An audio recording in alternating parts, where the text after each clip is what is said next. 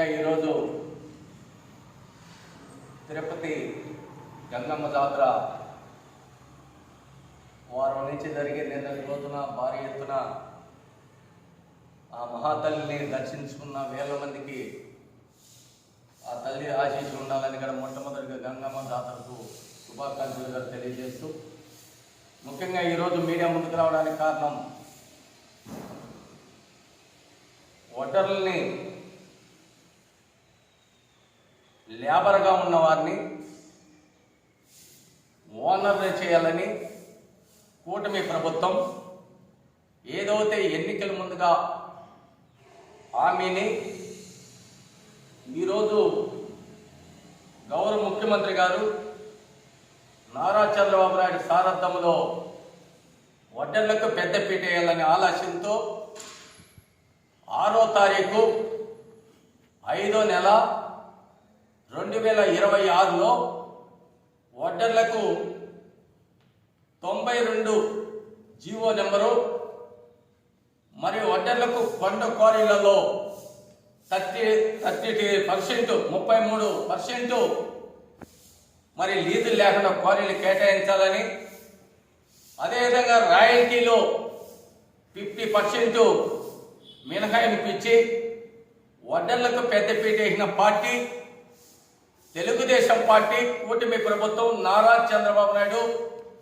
యువగలం వ్యవస్థాపకుడు, భవిష్యత్తు నాయకుడు, మన అందరి నాయకుడు, కాబోయే ముఖ్యమంత్రి నారా లోకేష్ బాబు గారు కుప్పం నుంచి శ్రీకాకుళం వరకు పాదయాత్రలో ఈ వడ్డర్ల స్థితిగతులు కనుక్కొని ఆ యొక్క పాదయాత్రలలో కొండ క్వారీల దగ్గరికి వెళ్ళి అక్కడ పరిశీలించి వీళ్ళ జీవనాధారం ఏ విధంగా ఉంది అని కూడా నివేదిక తీసుకొని, అదేవిధంగా భవనాలు కట్టేది ఇక్కడికి వెళ్ళి, రాళ్ళు కంకర కొట్టేది ఇక్కడికి వెళ్ళి, చెరువులు ఆనకట్లు కట్టేది ఇక్కడ అనేక వందలాది మంది ఈ రాష్ట్ర వ్యాప్తంగా ఒడ్డర కులస్తులతో కలిసి వాళ్ళ యొక్క భవిష్యత్తుని, వాళ్ళ యొక్క తలరాతుల్ని ఏ విధంగా అధ్యయనం చేసి మార్చగలుగుతామని ఆయన దృష్టిలో పెట్టుకొని దాని భాగంగానే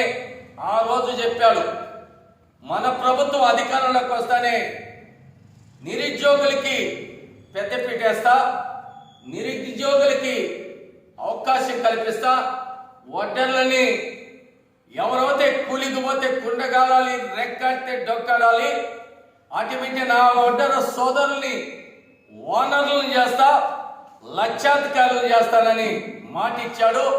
అదే మాట మేరకు జీవో నెంబరు 92 ఇచ్చి 33% మరి ఈరోజు క్వారీలలో లీజులు కేటాయించిన ఘనత నారా లోకేష్ బాబు గారిది, మన రాష్ట్ర ముఖ్యమంత్రి నారా చంద్రబాబు నాయుడు గారిది, అదేవిధంగా డిప్యూటీ సీఎం పవన్ కళ్యాణ్ గారిది, అదేవిధంగా బీజేపీది, మైనింగ్ మినిస్టర్ అయిన కొల్లు రవీంద్ర గారు, బీసీ సంక్షేమ శాఖ మంత్రి వర్యులు మరి సవితమ్మ గారు, మరి సీనియర్ నాయకులు మన వ్యవసాయ శాఖ మంత్రి అచ్చెన్నాయుడు గారు, వీళ్ళందరూ కూడా ఈ యొక్క అధ్యయనం చేసి ఈ వడ్డర్లకు ఈ విధంగా చేస్తే మన న్యాయం జరుగుతుందని జీవో ఇచ్చిన దానికి ప్రత్యేకంగా ధన్యవాదాలు తెలియజేస్తూ, మరి కూటమి ప్రభుత్వాన్ని నారా చంద్రబాబు నాయుడిని నేను రాష్ట్ర వ్యాప్తంగా పర్యటిస్తున్న దాని భాగంగా మా కులస్తులందరినీ నా దృష్టికి తీసుకొచ్చారు. మనకైతే ఈరోజు క్వారీలలో మరి 33% ఇస్తున్నారు, ప్రభుత్వానికి ధన్యవాదాలు. అదేవిధంగా 50% రాయల్టీలో మనకు అవకాశం ఇస్తున్నారు, సంతోషం. గ్రామాలలో కానీ మరి మనకు యంత్రాలు కావాలన్నప్పటికీ మరి ఈరోజు మిషనరీలు కొనాలన్నా దాదాపు 60 లక్షలు 70 లక్షలు మరి ఇటాచీలు ఉన్నాయి, టిప్పర్లు అదేవిధంగా ఉన్నాయి, జేసీబీలు ఉన్నాయి. కాబట్టి మరి బోర్వెల్స్ కానీ ఇటువంటి అన్ని కూడా ఈ యంత్రాలకి ఏ విధంగా ఎస్సీలకి ఎస్టీలకు మరి 60% మరి సబ్సిడీ ఇస్తున్నారో ఆ విధంగా ఇచ్చి మన కులస్తులు కూడా ఆదుకోవాలా, నువ్వు ప్రభుత్వం దృష్టికి తీసుకోవాలని కూడా నాకు తెలియజేశారు. దాని భాగంగానే మన కూటమి ప్రభుత్వానికి మా యొక్క కులస్తులు వాళ్ళ యొక్క ఏదైతే నాకు మరి ఈ విధంగా ప్రభుత్వం దృష్టి తీసుకోమన్నారో మేము కూడా మన కూటమి ప్రభుత్వానికి దృష్టి తీసుకుపోయి తప్పకుండా న్యాయం చేస్తామని కూడా మీడియా ద్వారా కూడా తెలియజేస్తున్నా. మరి అదే కాకుండా ఇప్పుడు ఒక 2-3 రోజుల నుంచి రాష్ట్ర వ్యాప్తంగా బీసీ కులగణాల నుంచి కలెక్టర్ ఆఫీస్ నుంచి నివేదిక తీసుకుంటున్నారు. మా వాళ్ళు చాలా మంది ఏమంటున్నారంటే మన యొక్క చాలా మంది ఈ ఒడ్డరా అనే దాని మీదనే మీ కులాన్ని మరి పేరు చెప్పి మరి కులాలు జనాభా లెక్కిస్తే బాగుంటుంది. కాకపోతే ఈరోజు మల్లోళ్ళు చల్లవాళ్ళు ఏంటంటే ఆ యొక్క జనాభాని ఒడ్డరుల్ని మరి ఆ కులాలు మరి ఇక్కడ పేర్ల మీద వెళ్ళిపోయిన వల్ల మనకు కులాన్ని తక్కువ చూపిస్తున్నారని చెప్తున్నారు.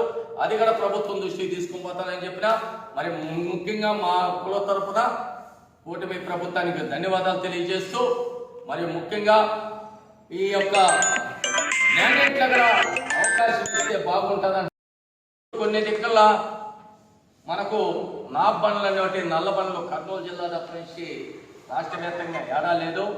కాకపోతే మనకు మైనింగ్లో కూడా అవకాశం కల్పిస్తే కూటమి ప్రభుత్వానికి శాశ్వతంగా వడ్డర్లకు మరి కూటమి ప్రభుత్వానికి రుణపడి ఉంటాం. జీవితాంతం కూటమి ప్రభుత్వాన్ని గుర్తుపెట్టుకుంటాం.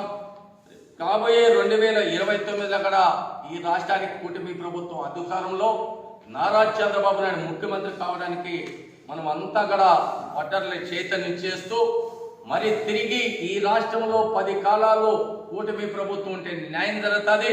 నారా చంద్రబాబు నాయుడు ముఖ్యమంత్రి అవుతేనే, లేకపోతే నారా లోకేష్ బాబు గారు ముఖ్యమంత్రి ఉంటేనే ఈ రాష్ట్రం అభివృద్ధి చెందుతుందని కూడా అందరూ కూడా ఆలోచన చేస్తున్నారు. కాబట్టి ప్రత్యేకంగా ఇది ప్రభుత్వం దృష్టి తీసుకుని రెండోది 25 మంది గ్రూప్ అనేది చాలా ఇబ్బందిగా ఉంటుంది. గతంలో కూడా మన వడ్డర్ కోఆపరేటివ్ సొసైటీలు ఉండేవి, కార్పొరేషన్ వడ్డర్ ఫెడరేషన్ కానీ వడ్డర్ కార్పొరేషన్ నుంచి మరి సొసైటీలు ఉండేవి. ఆ రోజు 11 మంది నుంచి 15 మంది ఉండేవి. ఆ విధంగానే ఉంటే బాగుంటుందని కూడా రాష్ట్ర వ్యాప్తంగా కూడా అందరూ కూడా నా దృష్టికి తెచ్చారు.